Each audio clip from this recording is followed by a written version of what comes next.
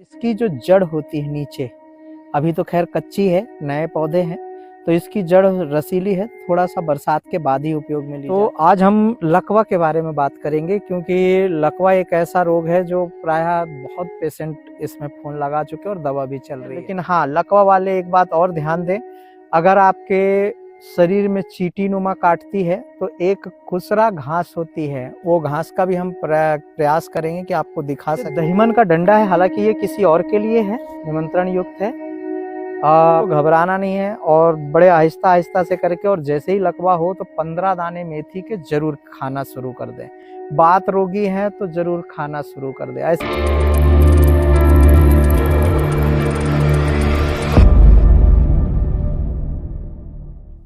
नमस्कार, आप सभी का, आप BSP 24 न्यूज देख रहे हैं। मैं आपके साथ विपुल कुमार, एक बार फिर से आपका आयुर्वेदिक तांत्रिक औषधि में स्वागत है। आज हम अमरकंटक के एक जंगल में आए हुए हैं और यहाँ पर औषधियों की तलाश करेंगे और ऐसी कौन सी औषधि आज हमें यहाँ पर मिलती है जिनके बारे में हम आपको बताएंगे, यह देखेंगे आगे की वीडियो में। और हमारे साथ आयुर्वेदाचार्य वैद्य प्रदीप शुक्ला जी भी हैं। काफ़ी दिनों बाद आपसे मुलाकात हो रही है और ऐसे में हम यहाँ पर जो जंगल में जो भी खास औषधियाँ मिलेंगी उनके बारे में आपको बताएंगे, उनके क्या उपयोग हैं, उनकी क्या जानकारियाँ हैं। नमस्कार हमारे सभी दर्शकों और सीखने के लिए जो वैद्य हैं, आज के बच्चे हैं, जो युवा पीढ़ी और जो पढ़ाई कर रहे हैं आयुर्वेद के बारे में, और उन्हीं के विषय को लेकर के, और काफ़ी दिनों से फ़ोन आ रहे थे, व्हाट्सअप भी आ रहे थे, कमेंट भी कर रहे थे लोग कि आप आयुर्वेद में और कुछ डालिए ताकि हमें सीखने का अवसर प्राप्त हो। और रोगी भी फ़ोन लगा रहे थे कि हमें भी कुछ आयुर्वेद के बारे में जानने के लिए और भी इच्छुक हैं, सो आप हमें बताएं। तो सबसे बड़ी समस्या है तो सभी रोग उत्पन्न होने वाले जो प्रायः सबके हाथों में होता है। तो आज हम लकवा के बारे में बात करेंगे, क्योंकि लकवा एक ऐसा रोग है जो प्रायः बहुत पेशेंट इसमें फ़ोन लगा चुके हैं और दवा भी चल रही है। तो आपको बता दें कि वो औषधियों के बारे में, एक औषधि है जिसे नाय कहते हैं। नाय लकवा में बहुत अच्छा काम करती है, तेज होती है, गर्म भी होती है, इसके साथ और भी वनस्पतियां लगती हैं। लेकिन आज हम उस गुप्त औषधि, धीरे धीरे हम आपको सभी औषधियों के बारे में बताएंगे कि तेल में क्या डाला जाता है, कैसे तेल बनता है, वो भी हम प्रयास करेंगे कि प्रयास करने के बाद आपको सिखा सकें। तो आइए देखते हैं, ये है एक औषधि जिसको नाय कहते हैं। देखिए, छोटी होती है, अच्छे से देख लीजिए, इसके पत्ते मुलायम होते हैं। सनाय नहीं करना है, सनाय दूसरी होती है और नाय भी है, और हमने पहले भी इसके बारे में वीडियो बनाया है। इसकी जो जड़ होती है नीचे, अभी तो खैर कच्ची है, नए पौधे हैं, तो इसकी जड़ रसीली है, थोड़ा सा बरसात के बाद ही उपयोग में ली जाती है। तो इसकी जो जड़ रहती है नीचे होती है। हम अभी इस पौधे को नुकसान नहीं करेंगे क्योंकि ये कई पेशेंट की जान बचा सकती है। तो इसकी जो जड़ है निकाल करके और तेल में पकाया जाता है।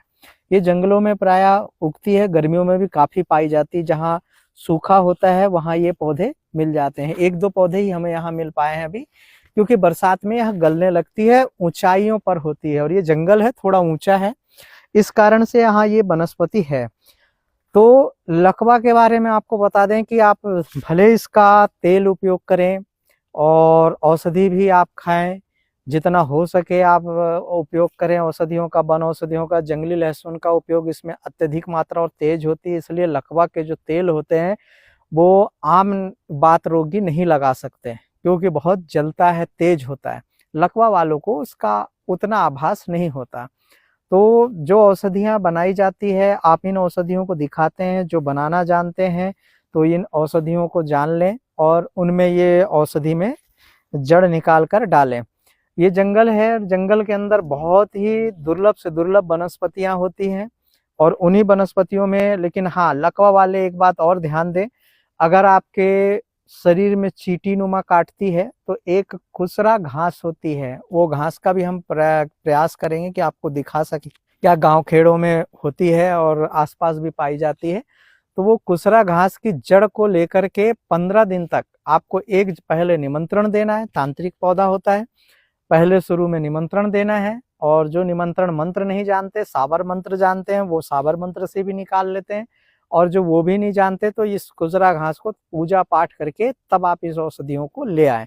एक रात शाम को निमंत्रण देना है, सुबह जाकर के मौन प्रक्रिया से लेकर आना है। और लाने के बाद आपको खाली पेट उसको रस को लेते रहना है। इस तरीके से 15 दिन के करने से 15 से 20 दिन में आपके शरीर के अंदर चींटी जैसा रेंगना और जलन होना, ये सारी चीजें आपकी खत्म हो जाती है। और शुगर वाले या मान लीजिए कि लकवा है, शुगर भी साथ में, तो उसकी दवा अलग चलेगी। तो दवा में आप जो भस्म युक्त बटी होती है, दवाइयाँ, तेल, चूर्ण, ये सभी अपने उपयुक्त वैद्य से लेकर के और उन औषधियों का उपयोग करें। और जैसे जैसे हमारे पास से तो खैर काफ़ी पेशेंट चलते हैं और भी वैद्य दवाइयाँ दे रहे हैं सीख सीख करके कि गुरुजी आपसे हमने दवाई सीखा और पेशेंट को हम ठीक करने में सक्षम हो रहे हैं और दवाइयों में गुणवत्ता बढ़ गई है। तो इन औषधियों को ध्यान में रखिए और जब कभी रोग हो तो घबराए नहीं, क्योंकि घबराए मतलब काम खत्म हो जाता है, वहीं और रोग बढ़ जाता है। तो घबराना नहीं है और बड़े आहिस्ता आहिस्ता से करके, और जैसे ही लकवा हो तो 15 दाने मेथी के जरूर खाना शुरू कर दें। बात रोगी है तो जरूर खाना शुरू कर दें। ऐसे ही बात रोग में भी आपकी दवाइयाँ, तेल, चूर्ण, बटी, ये सभी चीजें वैद्य के द्वारा प्राप्त होगी। और प्रयास ये करें कि कोई हाथ से वैद्य बनाता है, खलबत्ते से, खरल से बनाता है, उन्हीं औषधियों का उपयोग करें। थोड़ी सी महंगी पड़ती है आम औषधियों से, लेकिन अच्छी होती है। और जितना हो सके औषधि का उपयोग करके और धीरे धीरे करके इसे खत्म कर लें, ताकि लकवा या बात रोग किसी भी प्रकार से ना हो, पेट में गैस जमा होने ना दें। और एक खास बात, ये जो लकड़ी है, हमारे नागेश्वर राव जी हैं आंध्र प्रदेश के, उनका एक बहुत अच्छा रिसर्च सामने आया है। इसे दहीमन का डंडा है, हालांकि ये किसी और के लिए है, निमंत्रण युक्त है, पर नागेश्वर राव जी हैं, उन्होंने इस दहीमन के डंडे से, यानी इतनी पतली होनी चाहिए, ध्यान दीजिएगा, लास्ट वाली जो उंगली है इतनी पतली होनी चाहिए, लास्ट वाली उंगली के बराबर। ये तो डंडा है छोटा सा संतों के लिए। तो दहीमन को लेकर के और उसको घिसना है, और जैसे माथे पे ये ऐसे त्रिपुंड लगाते हैं पूरा मस्तक में, यहाँ से ये कान के पास से ये कान के पास तक, तो पूरा भर लेना है। उसको क्या करना है, दहीमन के डंडे को घिसना है, और उसको घिसने के लिए जो पानी का उपयोग होता है तो गुलाब जल का उपयोग करें, और उसको घिसते जाएं और पूरे मस्तक में 40 मिनट तक रखना है। इससे आपका जो चेहरा टेढ़ा हो गया है, आंखें टेढ़ी हो गई है, नाक ऊपर नीचे हो गई है, तो वो जो चेहरा टेढ़ा है वो सीधा हो जाता है, सनह सनह करके वो अपनी जगह में आ जाता है। तो ये हमारे नागेश्वर राव जी आंध्र प्रदेश के बहुत सज्जन व्यक्ति हैं और बहुत अच्छे व्यक्ति हैं। तो प्रयास करेंगे कि वो भी हमारी बात सुन रहे होंगे और आगे जाकर के लोगों के लिए, न्याय के लिए और बहुत अच्छी औषधियों के लिए वो बुला करके लोगों की सहायता करते हैं, और प्रायः वो प्रयास करते हैं कि रोग हो ही ना। तो ऐसे व्यक्ति, महान व्यक्तियों के लिए भी बहुत बहुत धन्यवाद, और उन्होंने इसकी गुणवत्ता भी हमें बताई, और आगे जाकर के आप लोग भी इसको उपयोग में ले सकते हैं। बस लकड़ी अगर निमंत्रण विधि सिद्ध की हुई हो तो अति उत्तम, क्योंकि यह दहीमन तांत्रिक पौधा होता है, इसका उपयोग विधिवत करें तो ज्यादा अच्छा है। ठीक है, आगे और भी हम औषधियों के बारे में बात करेंगे। नमस्कार।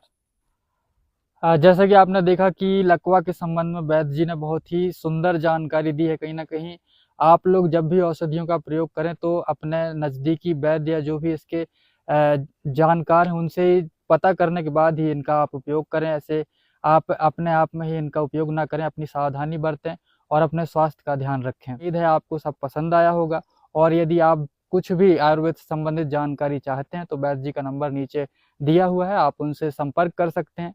आप उन्हें फ़ोन ना करें, आप उन्हें एक व्हाट्सएप मैसेज के माध्यम से पहले अपने जगह के नाम के बारे में अपना बताएं, उसके बाद वैद्य जी आपसे स्वयं ही संपर्क कर लेंगे। धन्यवाद।